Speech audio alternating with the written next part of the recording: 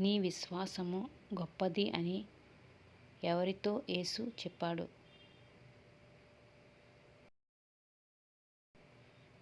కనాను స్త్రీతో. పేతురు తండ్రి ఎవరు?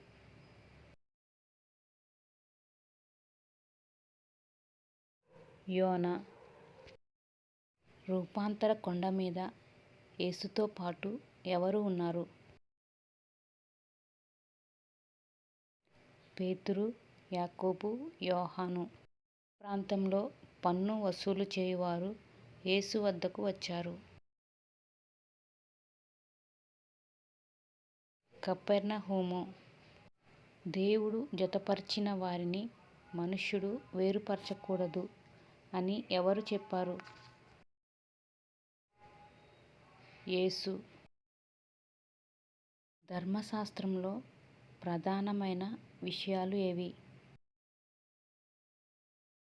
న్యాయం, కనికరం, విశ్వాసం. సున్నము కొట్టిన సమాధులు అని యేసు ఎవరిని పిలిచాడు? శాస్త్రులు, పరిసయ్యులను. దేవాలయానికి బలిపీఠానికి మధ్య చంపబడింది ఎవరు? జకర్యా. జకర్యా తండ్రి పేరు ఏమిటి? బరకీయ.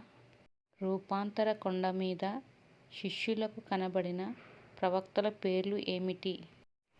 మీ సమాధానం కామెంట్లో తెలియజేయగలరు.